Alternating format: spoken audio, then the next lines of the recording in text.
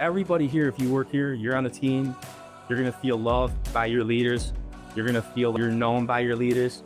And to me, those are still the most important things about this business. Hey, what's going on, Keep the Changers? Welcome to another episode of Keep the Change. And as always, really excited you guys are here. This has been there's been a labor of love that has gone on to get my next guest in here. I've watched both of these guys from afar in terms of how they run their businesses. I've met them and we've had an opportunity to speak on the same stages at Car Church where we discuss our faith and also discuss our business. I've had an opportunity to sit around and have a cup of coffee with both of them and just go completely in a direction that we didn't even know we were going to go in our conversations.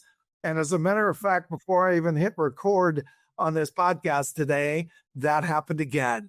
So I'm so excited to hear the story of these two gentlemen. I'm so excited for you to hear their story and to talk faith in our business, but also how can we be better leaders within our business.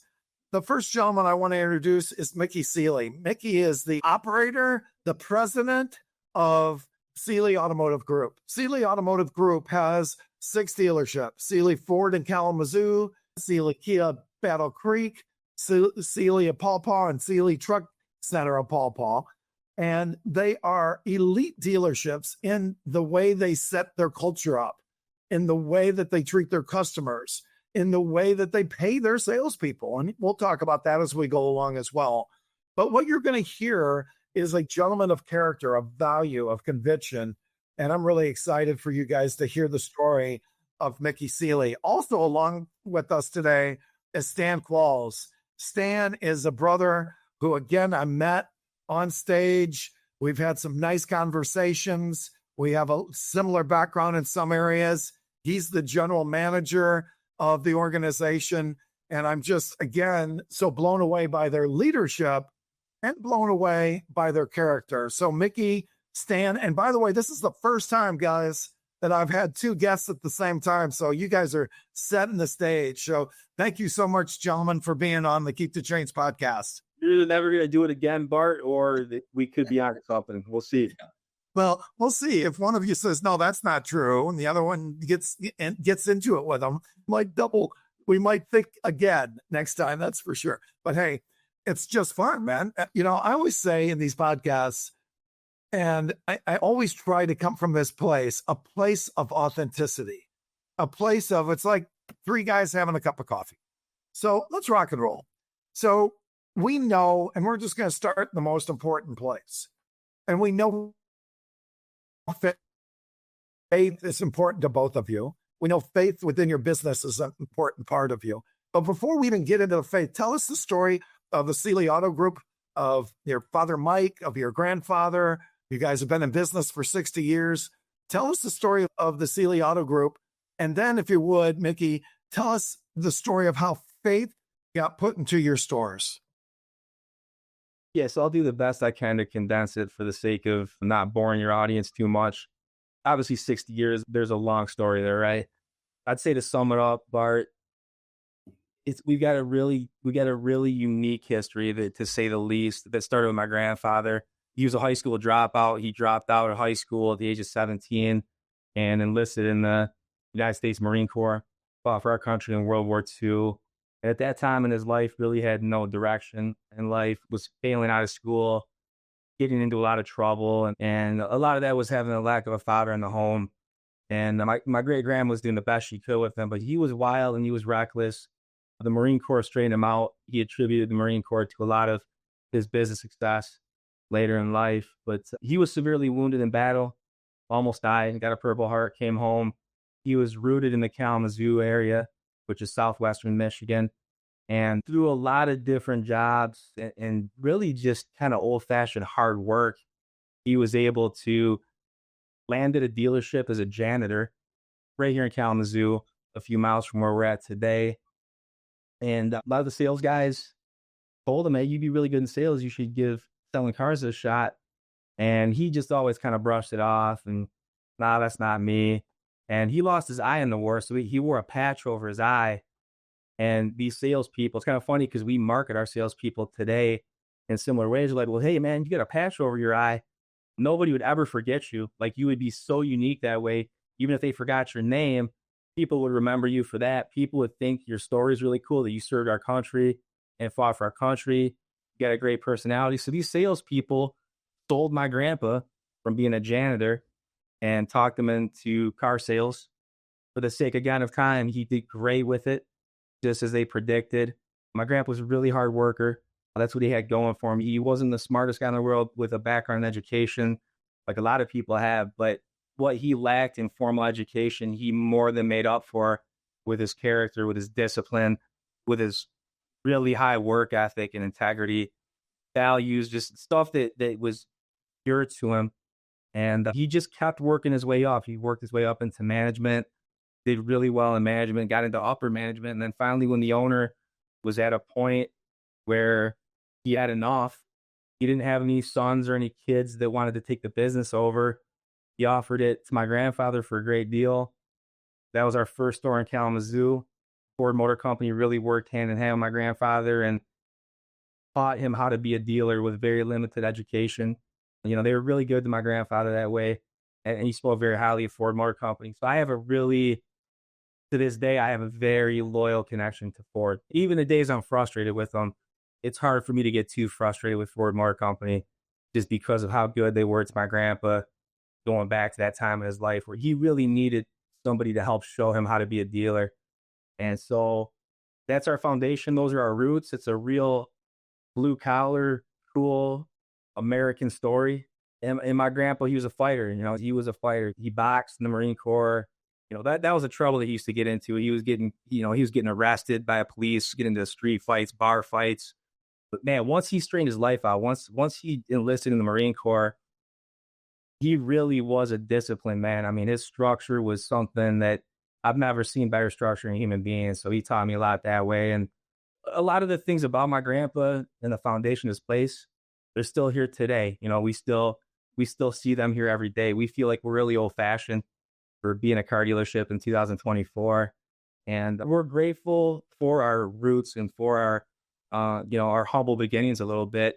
We think it's a cool story. A lot of customers do as well. And we really market and we really celebrate our history and being family owned and still family run and being able to keep a lot of the things that made us successful 60 years ago, being able to do a lot of those things today and still be successful where a lot of people will tell you that's not possible. It, to me, is pretty cool. What I love is your grassroots, down home, town feel, a small town feel. And it's just, it's like everybody in town's family. And you do such a great job of that. You don't have to, it doesn't seem unorganic. It seems very authentic. Everybody knows who you are. You know, it's interesting. I'm from Toledo.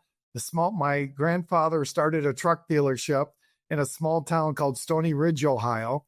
And my dad, when he was 20, asked him if we could have Ford, and they got Ford and their National Harvester trucks. So our history is relatively the same. Nollenberger Ford doesn't exist anymore, but Nollenberger Truck Center existed until, about 10 years ago when my mom sold it at 90. Actually, she sold it at 90. She lived to 97, but she took over the family truck business and ran it for 30 years and had 3 different rooftops, including one in Monroe. So I get it. And I get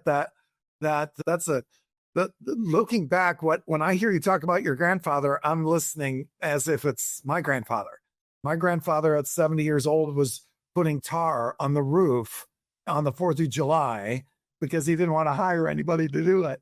My grandfather was a parts driver when most people are retired. He was a parts driver at 80. So I get it. So thank you so much for sharing that and allowing me to share a little bit of story from the roots I came up in the state down south.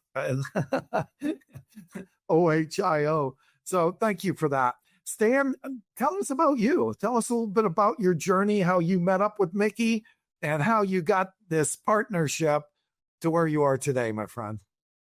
Yeah, absolutely. I think it's a story that also starts in humble beginnings that God was a part of from the very beginning.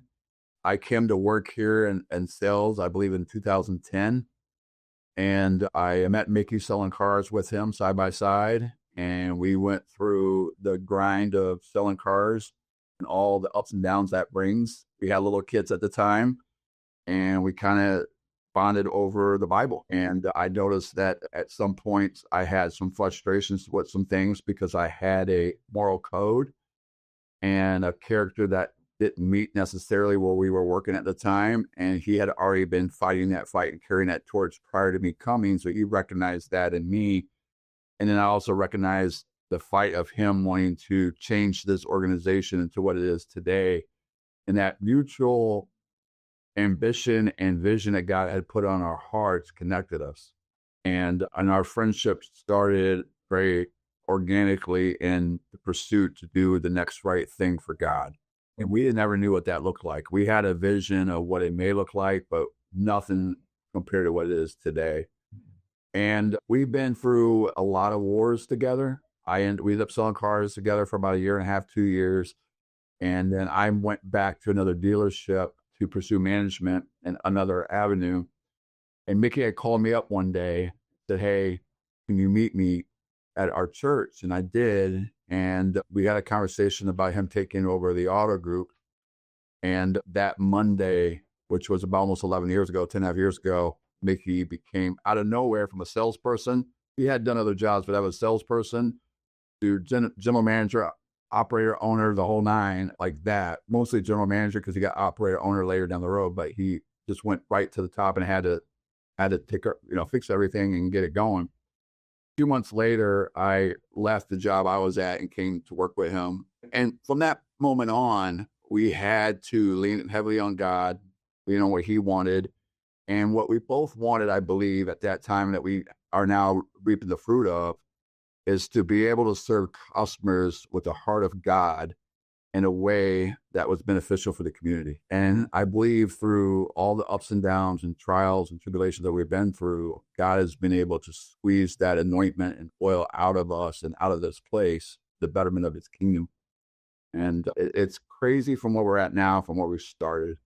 I mean, we went from complete construction of both of our buildings to a jackhammer right outside of Mickey's office. We had to leave for the day because he couldn't himself think, to the worst winter in 50 years, to a shooting here that went national news that 2 people died and we had to deal with that, to like everybody else has had to deal with construction on our road where nobody could get to us, to COVID, to inventory crisis, to inflation, to interest rates, and now the CDK thing. So every year has had an obstacle, and every year it's made us better. And every year it's brought us closer, it's made us better. And the group of people through Mickey's vision and heart that we have brought and attracted here is incredible. We wouldn't be who we were if it wasn't for our people and our staff and the community we live in. It's so interesting, even when we do these discussions, when we talk to business people who might be of faith, they don't necessarily bring up faith right away. And I think that's why I'm so attracted to you guys, frankly, is because you're men of faith and you walk in your faith in everything you do. And it just happens to be you also run businesses. Not you're a business person. And oh, by the way, I go to church on Sundays. I want to talk about the faith piece. We're going to talk about our families. We're going to talk about the people that work with us and the struggles they have as well in terms of it's a tough business. We're going to talk about that in a few minutes. But right now I want to talk about the faith piece. And Stan, where is it and how did you get to be so much walking hand in hand with Jesus on this journey in every area of your life? You do it with your family. You've got an incredible family. Both of you guys do. Talk to us about your faith and the impact that it's had in who you are. Well, I appreciate that compliment, but the closer I get to Jesus, the more worthless I feel. The sense of how broken and how much I need him. But I also believe that through him in me, I get to live a life that is anointed with favor because I allow him to express his heart through me. And that's a daily choice, and I don't always do it well, believe me. But I try my best to give him the opportunity to live through me. So I've learned something with my faith walk that I learned the hard way, like a lot of us in the car business. A lot of us are A-type, stubborn, bullheaded individuals, and that's how we make it through the hard times. I believe that you really come to a place where you surrender to Christ one or two ways. Either you fall upon the rock or the rock falls upon you. And the rock fell upon me and crushed me. And, quite 20-something years ago, my mom passed away, and that crushed me. And when I came to after I heard the news, I was able to, God met me right there in my grief. And I never experienced anything like that before, in the sense of how real he became. And I was young, and I clinged on to him because I needed him. It wasn't anything that I did. It was a point of hopelessness and being broken where the only thing I could do was look up. And when I looked up, he was there with his hand in his heart and his eyes, and he saw me. And that's probably the greatest thing of what this organization is and what our faith walk is, that God wants, we all want to be known. God wants to know us. We meet our customers and we hire people. We get to know them. We want them to know that they're known, accepted, approved of, and loved. And I think that's the greatest, deepest need in every human being. And the Bible says that love your neighbor as you love yourself. And if we allow God to love us that way, so we love ourselves that way, we have a lot of love to give to those around us. So we are selfishly generous in the sense that we take very good care of ourselves so we can give all we have to others. Our faith walk is what helps me be a dad, helps me be a husband, helps me be a friend, helps me be a supervisor and an employee. It's all about serving. It's all about serving the greater good around you. For anybody who celebrates Christmas, it feels really good to get a gift when you open that as a kid. As a kid, you open that gift and you're excited all the night before. You get the anticipation. That night before is probably the highlight of it. And you wake up in the morning, you run down, no greater feeling. And you open that gift and it's the accumulation of all that excitement. But as you mature, giving those gifts to those you love is far greater of a reward than ever receiving anything. To me, that is what faith is, giving that gift to all those around me, the love of Christ. Yeah, it's so well said. You guys, we talked about this before, about doing God's will in all we do. We talked about before we hit record, but I read to you a quote that I learned, and same thing I hear you say, Stan, you learned from the brokenness. The brokenness in the past was healed, and it's who you are today. But this quote that Maxwell had in the book, I'm going to read it to the audience here. We are not on earth to see how important we can become, but to see how much of a difference we can make in the lives of others. And that's not spoken necessarily and John Maxwell wrote that. He's absolutely a person of faith. But when we think about that comment, that we are, the quote, we are here to see how much of a difference we can make in the lives of others. That's what I'm hearing you say, that Jesus made such an impact because he loved you so much in your life that you're serving back, you're paying forward, if you will, is on how you can serve others. And you guys are doing it as an organization. So again, I congratulate you on that and your complete authenticity in that, man. I think that's so amazing. And if somebody's listening to this, they're thinking, man, I want to work there, right? Because so many folks in this industry, you guys know you're kind of an anomaly. And so many folks in this industry are so task oriented and they're not necessarily people relationship oriented. But that's not you guys. You guys are 100% all about the heart of Jesus, but the heart of the individuals that work for you too. So thank you for that, Stan. It was so well said, man. That touched me. Hey, so Mickey, talk to me about your faith and how it's embedded in your business and in your family. Yeah, so I'm at a point today in my life where my faith, it's everything to me. It's simply stated, everything in my life starts with my faith, including this place. And by no means would make a statement like this with any disrespect to the car industry or the opportunity that I've been given to lead Seelye Auto Group today. But quite frankly, this business doesn't mean that much to me. my relationship, my personal relationship with Jesus does. And I mean that when I say it. This place is not my identity. It's not who I am. God's really given me a lot of clarity in that. And it's been nice to be able to be a leader here at peace that way and just understand that I'm responsible for the things that I'm responsible for. And very few of those things have anything to do with selling cars and making money. All of those other things are a byproduct of the heart and the spirit behind our leadership. Like Stan talked about, staying focused on the right things, staying focused on our servanthood and our servanthood several different ways. That's not just with customers, that's with our families, trying to stay balanced that way, with our friends outside of the dealership, with community partners that we value tremendously. And I'll be honest with Bart, we've had several of these discussions, you and I personally, different events. Everything I'm saying sounds good, but it's far from easy, right? I mean, I have to really pick my cross up daily and focus on these things and start my day in prayer and in scripture. And I don't always do it. I try my best to.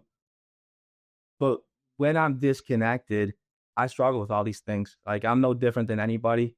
I have to make the choice daily to keep these things a priority, because I'm no different than probably several people who are going to listen to this, where my natural tendency is that gravitational pull to the transactional part of the business, to the making money part of the business, to the hyper focus on performance. I'm a former athlete, and man, every sport I played, it was always about right performance and winning. And no different than the car industry. There's so many parallels to the sports teams that I played on, and we've all played on sports teams where the focus was that at all costs. And I would hope that many of us play for great leaders and coaches where there's a heck of a lot more to it than just that, right? And so we want to be a business in a car dealership where there's a heck of a lot more to it than just our numbers, right? And we feel like we're more than just numbers. It would be dishonoring to God if that's all we were. And we want to honor him in everything that we do. And I know without a shadow of a doubt, he's shown this to me. And I've fallen into this perfect will for my life this way, that we're responsible for honoring him as Christian leaders at all times. And I do mean at all times. That's the goal. We're going to fall short of that. The performance and the results are his to determine. We're responsible for doing things the right way, not compromising who we are and what we stand for, which can be difficult. And I've always just been able to trust him, Bart, with whatever the results are. And quite frankly, we've had some amazing results and we've accomplished some amazing things, and he gets all the glory in it. But I also want to be that person that when we fall short and we don't hit goals, I treat my employees the same, if not better, in those moments, right? Like, that's how we really glorify God, is when it doesn't go our way and when things aren't always easy and smooth. And so I just want to glorify him in all of it, in the good and the bad and the somewhere in between. We've been through a lot here. I've been through a lot to get to this point in my life. A lot of people wouldn't know that about me. They'd probably think I'm some silver spoon fed, owner's son, the typical story. There's a lot more to it. I'm grateful for that. I'd have it no other way. But in all of it, what? God gets the glory. I just truly hope that people realize that he's worthy of that. And we also need to, in this industry where everybody's pounding their chest and everybody's talking about their numbers, let's make sure to give God glory when we don't hit our numbers. So good. So, man, you got a lot of nuggets there, my friend. So one of the things that really popped up to me was, and you've heard me talk about this every morning, man, I got to set the stage. I've got to hang out with him. And I say that like I do it every day, but I love your humility to say I don't do it every day.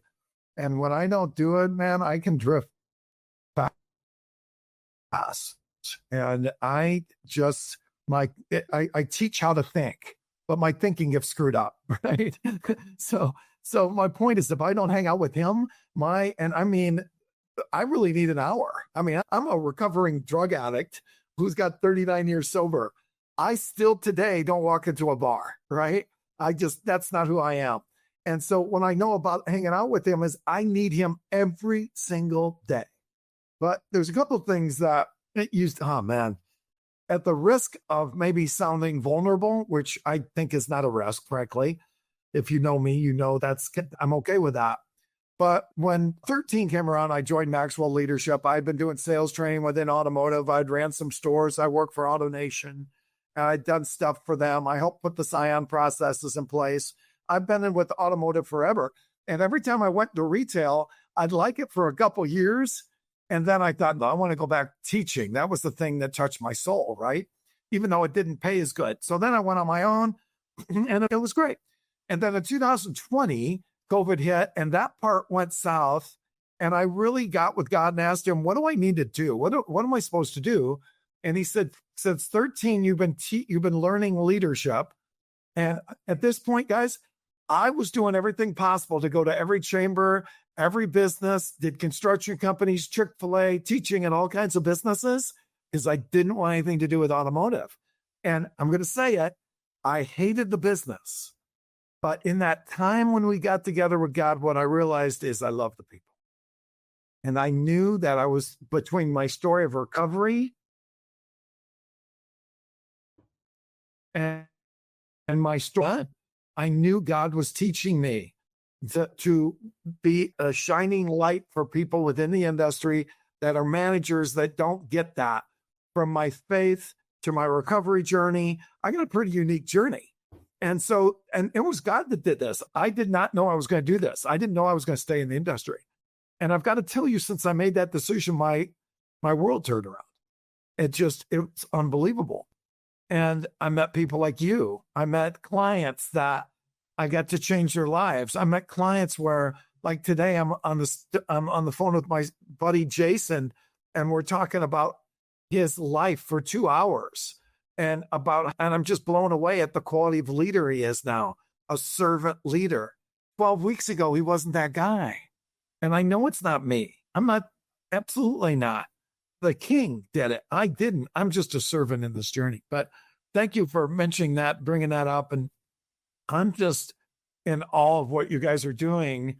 And what I think is so cool is that no matter what, again, we've got friends of ours within the car church that are so quick to say we're child of the one true king. And I love that. And thank you for that. And what it really makes me feel is that even though I don't hang out with God every day, that I'm okay. Rick Warren, I saw him sell something today of him speaking at Oral Roberts University. And it brought me to tears because he said, God and I might say it wrong, so forgive me if I do, but he said, it's not about God wanting you to love him. It's God wanting you to know how much he loves you and how much he adores you, no matter how stupid you are, no matter what you did, no matter what the past is. See, I got a master's of stupidity and a doctorate in dumbness, and he still likes me. Right? So that's true with every single one of us. And you guys are smiling at that because you know that's so true. So thank you for that.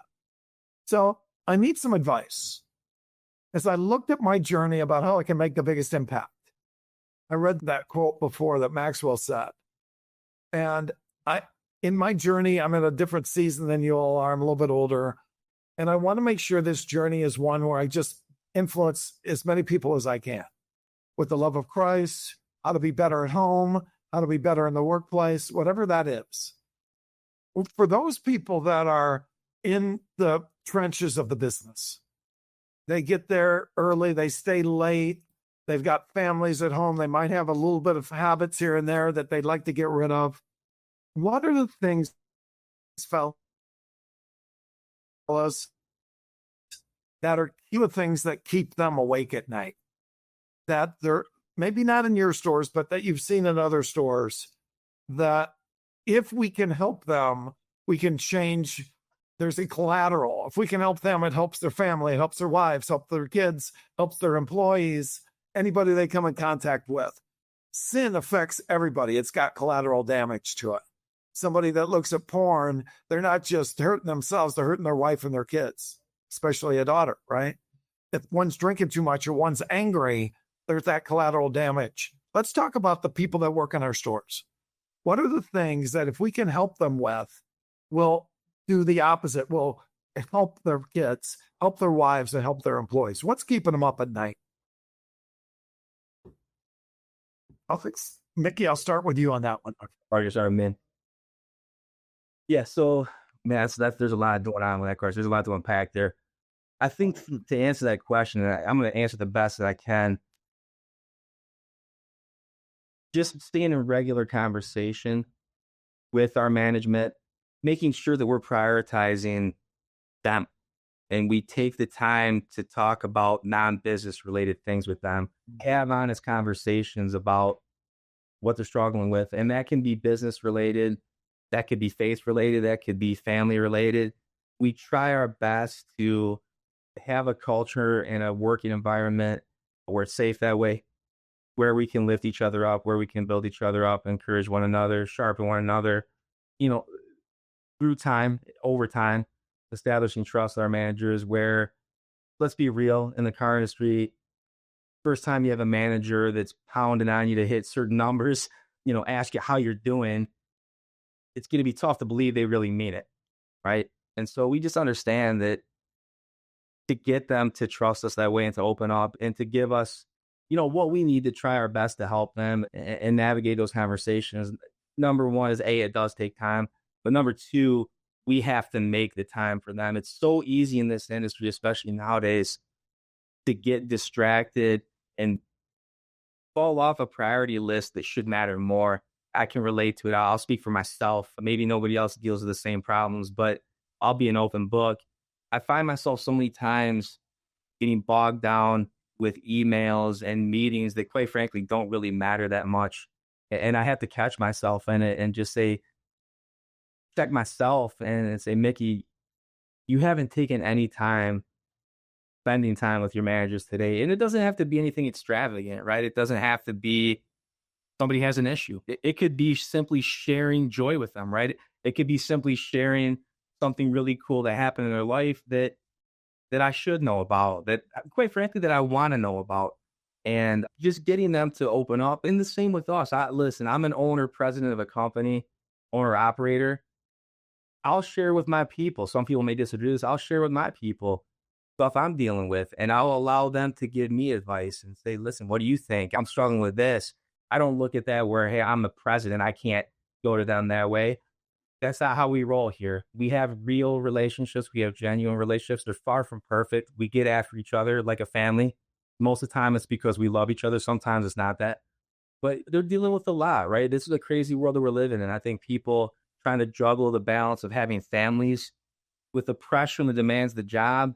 We try to not overwork our managers, but the reality is they're still working more than most full-time jobs. And this is still a pressure industry where performance matters every day. And so sometimes just being fried when they get home, knowing what to do here, but not know what to do when they get home. I know I could relate to that for many years in my life and struggling with that. Just making sure they know that we care more about them than we do the job. Listen, the job still matters and we have a job to do, but it's amazing how when they know we care and when they know that's real and genuine and we do it consistently where we don't take breaks and days where I go, my gosh, I haven't talked to our managers. And it's like, I've done all these other things that didn't really add much value to what we're trying to accomplish. I think everybody can relate that we get so distracted. Vendors with no appointments just beat my doors down, lined up, and me being dumb enough to give them time without an appointment where I should be more strict with that. And everybody's got different things going on, but there's a lot of stuff going on out there, not just limited to people with families. It's everybody struggles with different things. Like Bart, you've overcome some major addiction, and I have some personal friends who overcome major drinking issues, and it might be porn for one person, it might be just pride issues for other people. We're all dealing with something, right? So nobody's exempt from it, and we're just always trying to encourage our leaders here. Listen, we're not going to shy away from it. There is hope in a personal relationship with Jesus. I can only speak to what I know. He's changed my life that way. I don't force it on people, but if they ask me, I'm talking about it. And, not everybody that works here is a Christian. We have plenty of people who are not Christian, and I love them. I love them like they're my family. We have some people who are Christians, many people who are Christians, and that's a different dynamic of a relationship without question. We're having different conversations, but everybody here, if you work here, you're on the team, you're going to feel loved by your leaders. You're going to feel, like Stan said earlier, you're known by your leaders. And to me, those are still the most important things about this business. I know I've kind of rambled on, but when you can get that stuff right, you can overcome a lot of broken down processes and flaws in the system. When you have a strong culture that way, I can personally attest to it. You can really cover up a lot of flaws as far as when you're not running your business 100% the right way, which will all fall into that trap at some point. Work on your culture, prioritize your culture. To us, it's everything here. And that's my long winded answer. Sorry, audience, I took so much time. I've got my next book called Sailing. I'm not going to tell you the whole name of it or all of the details of it. So somebody doesn't scoop it, but it's Sailing the Seven Seas. And it starts with culture. And two parts of culture are commitment and consistency, conviction and consistency. And that's who you are, man. You're consistent. You're humble. You don't come from pride and ego. So many times that comes in our business where insecurity is masked as pride and ego. Look, I'm insecure. I've got insecure parts about me, but I do my best not to have it come as pride and ego. Doesn't mean I don't, but I do my best not to do that. But you come from this incredible humility, and I wish I could give you a 3-second hug and say thank you for that. That really, I mean that so much. And I think that's where this is so rich. So you've got a different message. And the message I heard that even in the short time, I've known it before, but the short time we've hung out is, you've got success in your businesses, but you're not chasing success. You're chasing developing people along the way. You're chasing lifting them up. You're chasing helping them be the best they can be, helping their families be the best they can be. Maxwell says it better than I could, but they don't want to know how much we know. They want to know how much we care. And that should be the banner next to the Seelye Auto Group, because that is absolutely loud and clear. You'd said something about authenticity. There's a piece in the DISC behavior assessment that there's actually 4 pieces. And one of those is that authenticity. And the more we can be authentic, and the more we can get rid of our blind spots, and the more we can get rid of our masks, the more we're going to have potential. And that's what I know for me. If people see the real me right away, because I can be a little gregarious and talk too much, but when they get, oh man, that guy's real, then, talk about connection. That's where the connection comes from. When they really get I'm real, that's where the connection and trust comes from. So Stan, as we get to the point where, unfortunately, we've got to wrap this, if you were, and you are, and you do, advising a manager, advising someone who works with you on how to be the best they can be at business and in the workplace. We've talked about our faith. We know that's a strong piece of it. But if you're advising somebody how to be the best they can be, maybe they have to change certain things, but how do they live their best life? What would be some advice? Obviously bringing Jesus into it, but what other advice would you give somebody to just be better at home in the workplace, that somebody that works for you or is under your tutelage? That's a lot to unpack, but I'll be quick. I think I would start with identity. And I think identity would be the standard in which they would develop their character in, so that they were happy with themselves. I think in the car business, and any line business, but definitely in the car business, is a quick gratification, quick high, with some extreme pleasures that come with it that can really mislead people and then build the wrong values in people pretty quickly.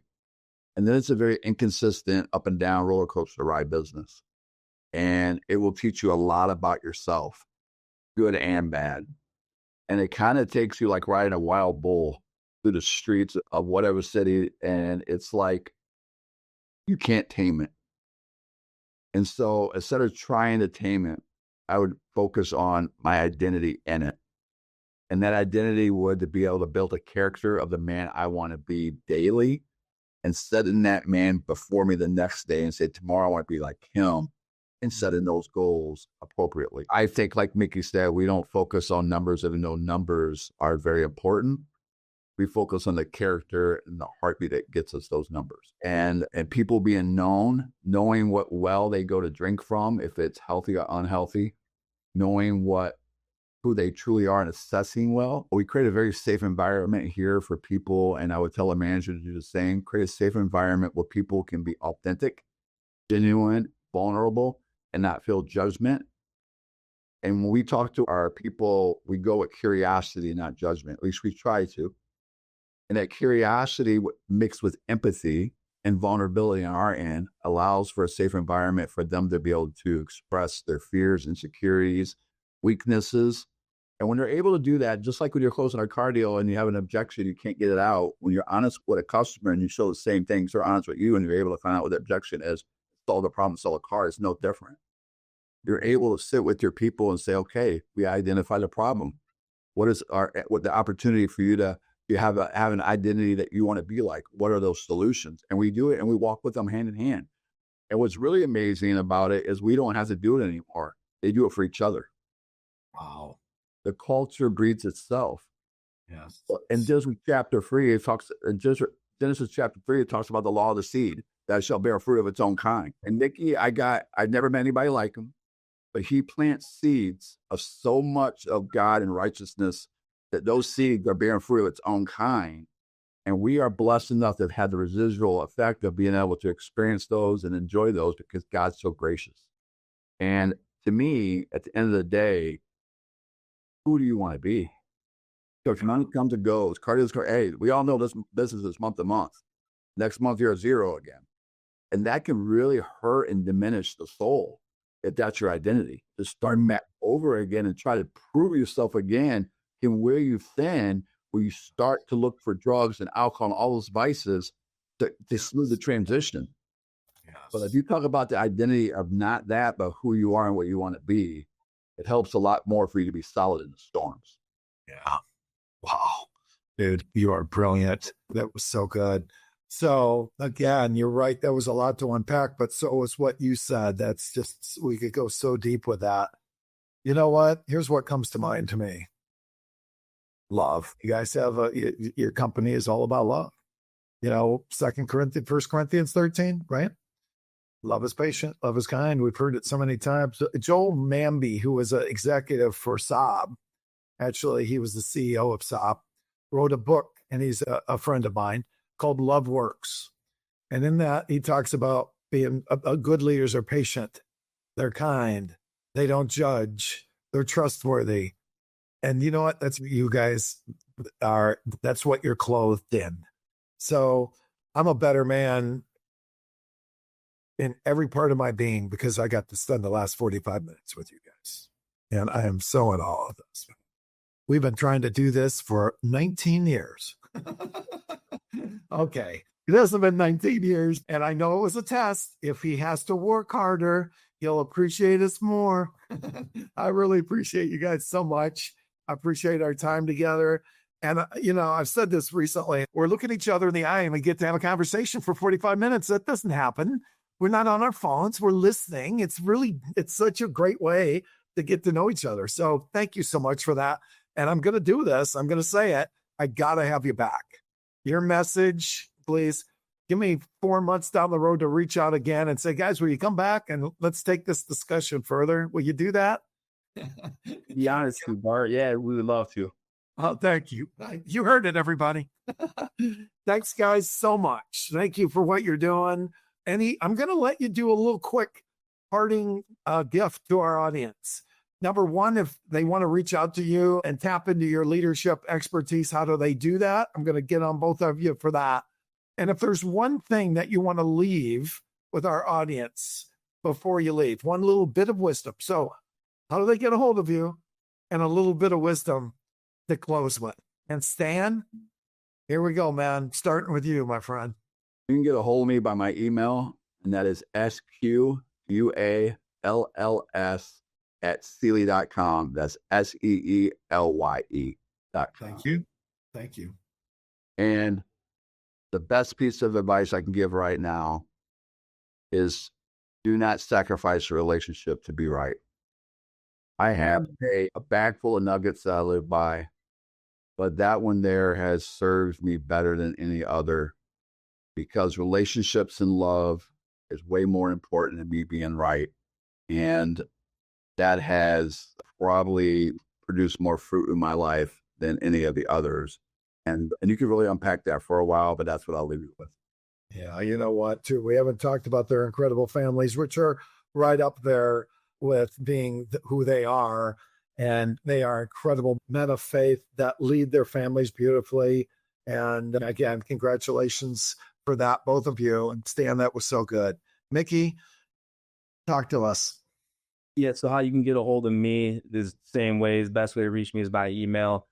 It's Mickey@Seelye.com, and that's Mickey at SEELYE.com. And yeah, so last bit of, I'm going to say, encouragement that I'll give the audience is, you're talking about John Maxwell. I just finished reading his book, 5 Levels of Leadership. Great book. I'm a huge John Maxwell fan.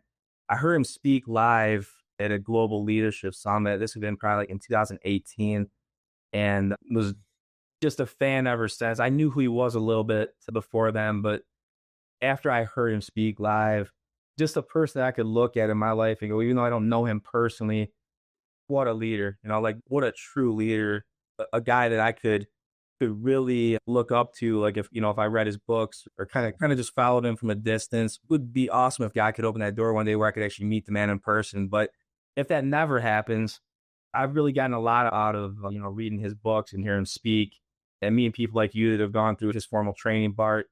And it didn't surprise me when I first met you. Like, I could see a lot of his footprint on, not taking anything away from you, but like I could totally tell like the connection, man. And it's probably one of the things that initially attracted me to like wanting to get to know you better, right? But one of the things he said when I heard him speak, that it just impacted my life, so maybe it will impact somebody else's life, was he was talking to his dad on his dad's, I think it was like his 96th birthday. And he asked his dad a simple question: "Hey, Dad, you're 96. How do you feel?" And his dad gave him a really simple answer, but it was a very genuine answer. He said, "Son, I'm 96 years old, and I woke up this morning and I truly believe that my best is still in front of me. That God has more for me at 96 years old. I believe it. I proclaim it. That Amen. the best